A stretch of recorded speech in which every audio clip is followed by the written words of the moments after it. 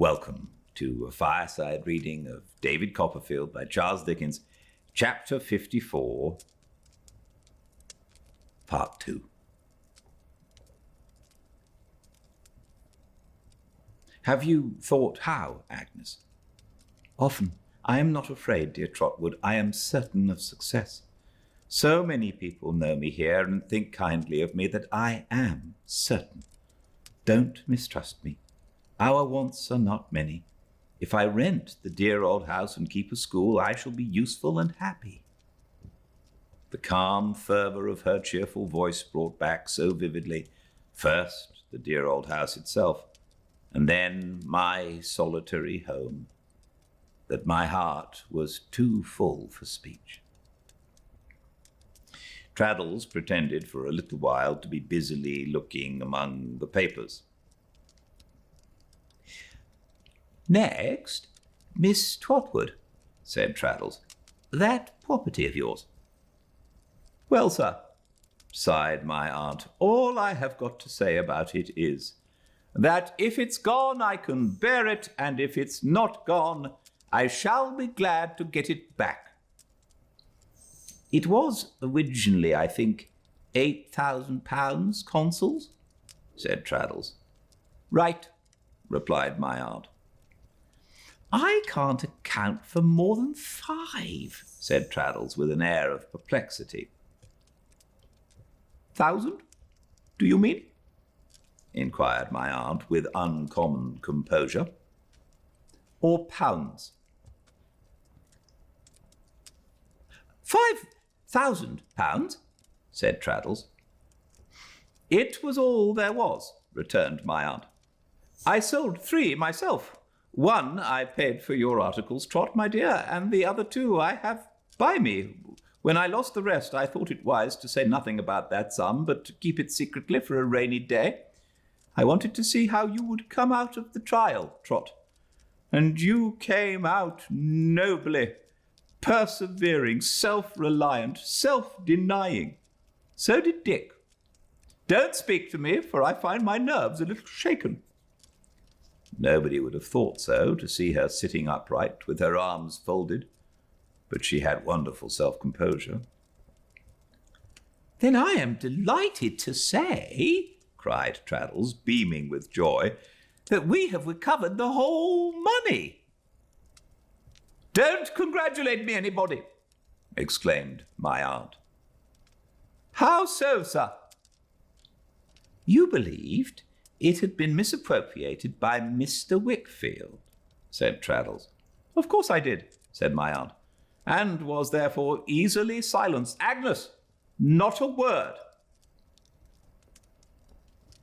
"And indeed," said Traddles, "it was sold by virtue of the power of management he held from you, but I needn't say by whom sold or on whose actual signature.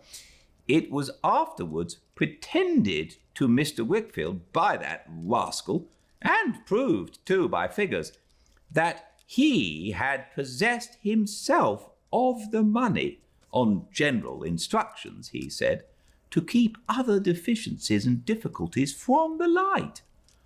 Mr. Wickfield being so weak and helpless in his hands as to pay you afterwards several sums of interest on a pretended principle which he knew did not exist, made himself unhappily a party to the fraud, and at last took the blame upon himself," added my aunt, "and wrote me a mad letter charging himself with robbery and wrong unheard of, upon which I paid him a visit early one morning, called for a candle, burnt the letter, and told him if he ever could write me and himself to do it, and if he couldn't, to keep his own counsel, for his daughter's sake. If anybody speaks to me, I will leave the house." We all remained quiet, Agnes covering her face. "Well, my dear friend," said my aunt after a pause, "and you have really extorted the money back from him?" "Why, the fact is," returned Traddles, "Mr. Micawber had so completely hemmed him in and was always ready with so many new points if an old one failed that he could not escape from us. A most remarkable circumstance is that I really don't think he grasped this sum even so much for the gratification of his avarice, which was inordinate, as in the hatred he felt for Copperfield. He said so to me plainly. He said he would even have spent as much to balk or injure Copperfield." "Ha!" said my aunt, knitting her brows thoughtfully and glancing at Agnes. "And what's become of him?" "I don't know. He left here," said Traddles, "with his mother, who had been clamouring and beseeching and disclosing the whole time. They went away by one of the London night coaches, and I know no more about him, except that his malevolence to me at parting was audacious. He seemed to consider himself hardly less indebted to me than to Mr. Micawber, which I consider, as I told him, quite a compliment." "Do you suppose he has any money, Traddles?" I asked. "Oh dear, yes, I should think so," he replied, shaking his head seriously. "I should say he must have pocketed a good deal in one way or another. But I think you would find, Copperfield, if you had an opportunity of observing his course, that money would never keep that man out of mischief. He is such an incarnate hypocrite that whatever object he pursues, he must pursue crookedly. It's his only compensation for the outward restraints he puts upon himself. Always creeping along the ground to some small end or other, he will always magnify every object in the way, and consequently will hate and suspect everybody that comes in the most innocent manner between him and it. So the crooked courses will become crookeder at any moment, for the least reason or for none.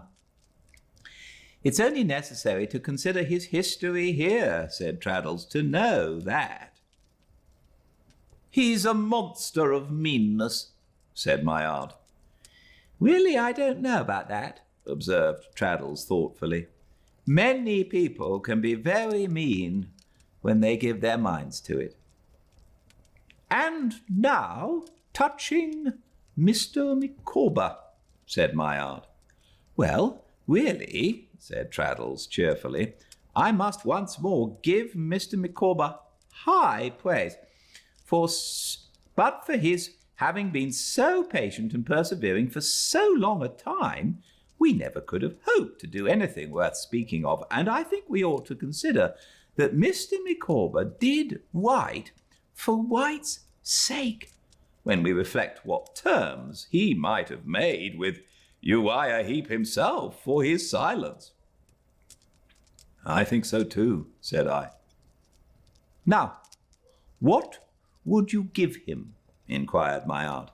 "Oh, before you come to that," said Traddles, a little disconcerted, "I'm afraid I thought it discreet to omit, not being able to carry everything before me, 2 points in making this lawless adjustment, for it's perfectly lawless from beginning to end, of a difficult affair. Those IOUs and so forth, which Mr. Micawber gave him for the advances he had." "Well, they must be paid," said my aunt. "Yes, but I don't know when they may be proceeded on or where they are," rejoined Traddles, opening his eyes. "And I anticipate that between this time and his departure, Mr. Micawber will be constantly arrested or taken in execution. Then he must be constantly set free again and taken out of execution," said my aunt. "What's the amount altogether?" "Why, Mr. Micawber has entered the transactions," he calls them transactions, "with great form in a book," rejoined Traddles, smiling, "and he makes the amount £103.5. "Now, what shall we give him, that sum included?" said my aunt. "Agnes, my dear, you and I can talk about division of it afterwards. What should it be? £500? Upon this, Traddles and I both struck in at once. We both recommended a small sum in money and the payment without stipulation to Mr. Micawber of the Uriah claims as they came in. We proposed that the family should have their passage and their outfit and £100, and that Mr. Micawber's arrangement for the repayment of the advances should be gravely entered into, as it might be wholesome for him to suppose himself under that responsibility.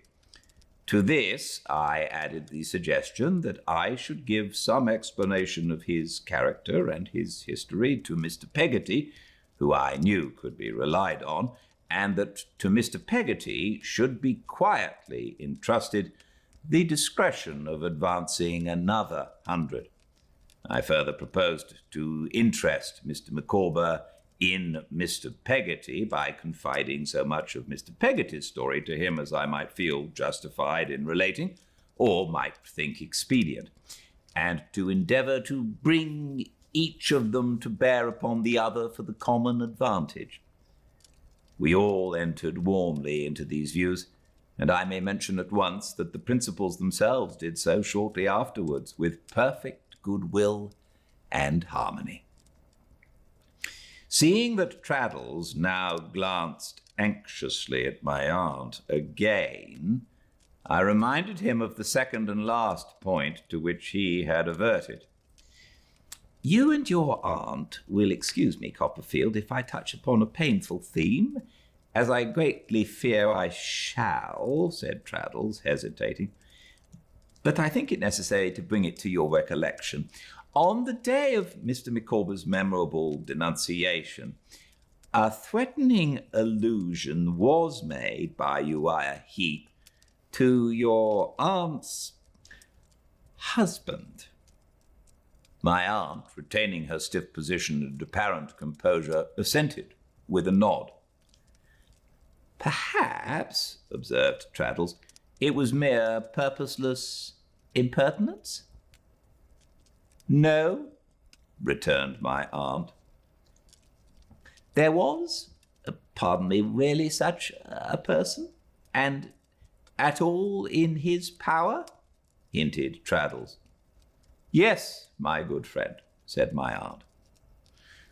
Traddles, with a perceptible lengthening of his face, explained that he had not been able to approach this subject, that it had shared the fate of Mr. Micawber's liabilities in not being comprehended in the terms he had made, that we were no longer of any authority with Uriah Heep, and that if he could do us, or any of us, any injury or annoyance, no doubt he would.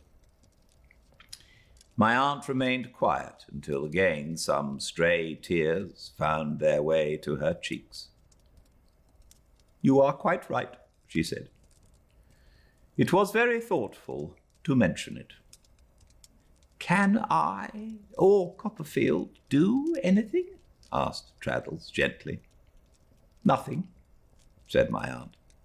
I thank you many times. Trot, my dear. A vain threat. Let us have Mr. and Mrs. Micawber back, and don't any of you speak to me. With that, she smoothed her dress and sat with her upright carriage, looking at the door. Well, Mr. and Mrs. Micawber, said my aunt when they entered, we have been discussing your emigration, with many apologies to you for keeping you out of the room so long, and I'll tell you what arrangements we propose. These she explained to the unbounded satisfaction of the family, children and all being then present, and so much to the awakening of Mr. Micawber's punctual habits in the opening stage of all bill transactions, that he could not be dissuaded from immediately rushing out in the highest spirits to buy the stamps for his notes of hand. But his joy received a sudden check, for within 5 minutes he returned in the custody of a sheriff's officer, informing us in a flood of tears that all was lost. We, being quite prepared for this event, which was of course a proceeding of Uriah Heep's, soon paid the money, and in 5 minutes more Mr. Micawber was seated at the table, filling up the stamps with an expression of perfect joy, which only that congenial employment or the making of punch could impart in full completeness to his shining face. To see him at work on the stamps with the relish of an artist, touching them like pictures, looking at them sideways, taking weighty notes of dates and amounts in his pocketbook, and contemplating them when finished with a high sense of their precious value, was a sight indeed. "Now, the best thing you can do, sir, if you'll allow me to advise you," said my aunt, after silently observing him, "is to abjure that occupation for evermore." "Madam," replied Mr. Micawber, "it is my intention to register such a vow on the virgin page of the future. Mrs. Micawber will attest to it, I trust," said Mr. Micawber solemnly, "that my son Wilkins will ever bear in mind that he had infinitely better put his fist in the fire than use it to handle the serpents that have poisoned the lifeblood of his unhappy parent." Deeply affected and changed in a moment to the image of despair, Mr. Micawber regarded the serpents with a look of gloomy abhorrence, in which his late admiration of them was not quite subdued, folded them up and put them in his pocket. This closed the proceedings of the evening. We were weary with sorrow and fatigue, and my aunt and I were to return to London on the morrow. It was arranged that the Micawbers should follow us after effecting a sale of their goods to a broker, that Mr. Wickfield's affairs should be brought to a settlement with all convenient speed under the direction of Traddles, and that Agnes should also come to London pending those arrangements. We passed the night at the old house, which, freed from the presence of the heaps, seemed purged of a disease, and I lay in my old room like a shipwrecked wanderer come home.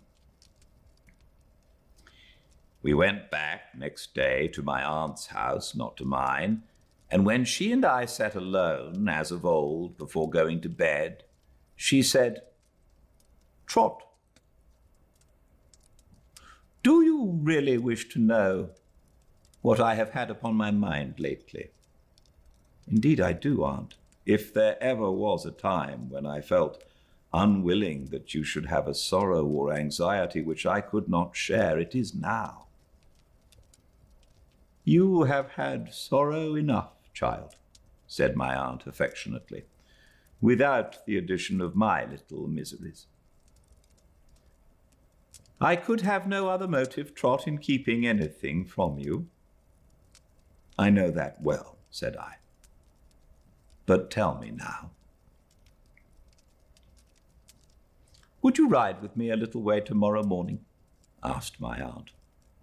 "Of course. At 9, said she. "I'll tell you then, my dear." At 9, accordingly, we went out in a little chariot and drove to London. We drove a long way through the streets until we came to one of the large hospitals. Standing hard by the building was a plain hearse. The driver recognized my aunt, and in obedience to a motion of her hand at the window, drove slowly off, we following. "You understand it now, Trot," said my aunt. "He is gone." "Did he die in the hospital?" "Yes." She sat immovable beside me, but again I saw the stray tears on her face. "He was there once before," said my aunt presently. "He was ailing a long time, a shattered, broken man these many years. When he knew his state in this last illness, he asked them to send for me. He was sorry then, very sorry." "You went, I know, Aunt." "I went. I was with him a good deal afterwards. He died the night before we went to Canterbury, said I. My aunt nodded. No one can harm him now, she said. It was a vain threat. We drove away, out of town, to the churchyard at Hornsey. Better here than in the streets, said my aunt. He was born here. We alighted and followed the plain coffin to a corner I remember well, where the service was read, consigning it to the dust. 36 years ago this day, my dear, said my aunt as we walked back to the chariot, I was married. God forgive us all. We took our seats in silence, and so she sat beside me for a long time, holding my hand. At length she suddenly burst into tears and said, He was a fine-looking man when I married him, Trot, and he was sadly changed. It did not last long. After the relief of tears, she soon became composed and even cheerful. Her nerves were a little shaken, she said, or she would not have given way to it. God forgive us all. So we rode back to her little cottage at Highgate, where we found the following short note, which had arrived by that morning's post from Mr. Micawber. Canterbury, Friday, my dear Madam and Copperfield, the fair land of promise lately looming on the horizon is again enveloped in impenetrable mists, and forever withdrawn from the eyes of a drifting wretch whose doom is sealed.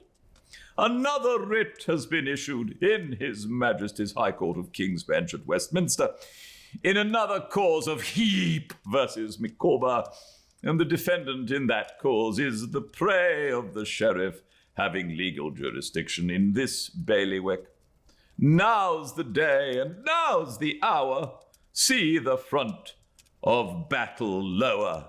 See approach proud Edward's power, chains and slavery, consigned to which and to a speedy end, for mental torture is not supportable beyond a certain point, and that point I feel I have attained. My course is run. Bless you, bless you. Some future traveller visiting from motives of curiosity not unmingled, let us hope, with sympathy, the place of confinement allotted to debtors in this city may, and I trust will, ponder as he traces on its wall, inscribed with a rusty nail, the obscure initials W.M. P.S. I reopen this letter that our common friend Mr.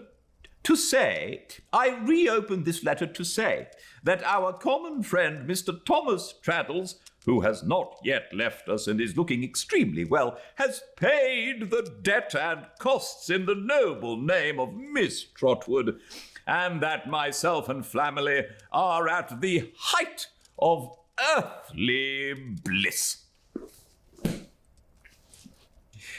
Thank you all for joining me. More tomorrow, same time and place at Fireside Reading on Instagram, 5 Pacific, live.